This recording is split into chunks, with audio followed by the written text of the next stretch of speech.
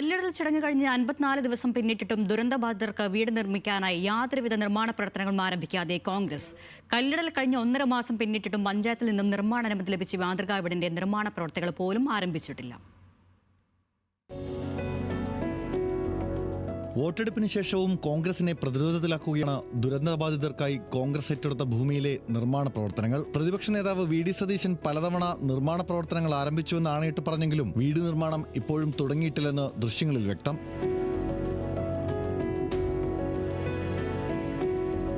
വീട് നിർമ്മാണം സ്വകാര്യ ഏജൻസിക്ക് നൽകിയെന്നറിയിച്ച് പ്ലാൻ അടക്കം പുറത്തുവിട്ടെങ്കിലും സ്ഥലത്ത് പ്രാരംഭ പ്രവർത്തനങ്ങളൊന്നും ആരംഭിച്ചതായി കാണുന്നില്ല. ഉദ്ഘാടനത്തിന് മുൻപ് നിരപ്പാക്കിയ ഭൂമി ടിൻഷീറ്റ് ഉപയോഗിച്ച് മറച്ച നിലയിലാണ്.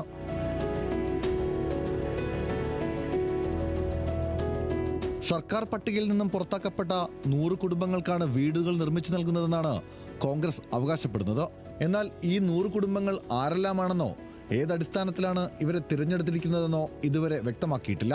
ഫെബ്രുവരി 26-നാണ് രാഹുൽ ഗാന്ധി കുന്നമ്പറ്റയിൽ കോൺഗ്രസ് ഏറ്റെടുത്ത 3.5 ഏക്കർ ഭൂമിയിലെത്തി കല്ലിടൽ നിർവഹിച്ചത്. 100 പേർക്ക് വീട് നൽകുമെന്നായിരുന്നു വാഗ്ദാനം. വരുന്ന ഓഗസ്റ്റ് മാസത്തിനകം ആദ്യഘട്ട നിർമ്മാണം പൂർത്തിയാക്കി 50 വീടുകൾ കൈമാറുമെന്നും നേതൃത്വം അറിയിച്ചിരുന്നു. വീടുകളുടെ നിർമ്മാണത്തിന് കൂടുതൽ സ്ഥലം ഏറ്റെടുത്തതായി KPCC നേതൃത്വം പറയുന്നുണ്ടെങ്കിലും അതിനെക്കുറിച്ചും യാതൊരു വിവരവും ലഭ്യമല്ല. ഏറ്റവും ഒടുവിൽ വീട് നിർമ്മാണത്തിനായി പിരിച്ച തുക സ്ഥലം ഏറ്റെടുത്തതോടെ കഴിഞ്ഞെന്നും വീടുകൾ നിർമ്മിക്കാൻ ഇനിയും പണം പിരിക്കേണ്ടി വരുമെന്നുമാണ് KPCC അധ്യക്ഷന്റെ പ്രതികരണം. വയനാട് ടൗൺഷിപ്പുമായി ബന്ധപ്പെട്ട് വിള്ളൽ ആരോപണങ്ങൾ ഉയർന്നു വന്നപ്പോൾ രംഗത്ത് വന്ന യൂത്ത് കോൺഗ്രസ് നേതാക്കളോട് ഭരണപക്ഷവും ഇടതുപക്ഷ സംഘടനകളും ചോദിച്ചത് കുന്നമ്പറ്റിയിൽ കോൺഗ്രസ് ഏറ്റെടുത്ത ഭൂമിയിൽ നിങ്ങൾ എന്താണ് ചെയ്തത് എന്നുള്ളതാണ്. ഈ ചോദ്യത്തിന് ഒന്നും ചെയ്തിട്ടില്ല എന്ന് മാത്രമേ ഉത്തരമുള്ളൂ. ഒരുവിധ നിർമ്മാണ പ്രവർത്തികളും ഇതുവരെയും ഇവിടെ തുടങ്ങിയിട്ടില്ല. ക്യാമറ പേഴ്സൺ ജിതിൻ ജോസിനൊപ്പം ലിൻഡോ തോമസ്, ന്യൂസ് മലയാളം, വയനാട്.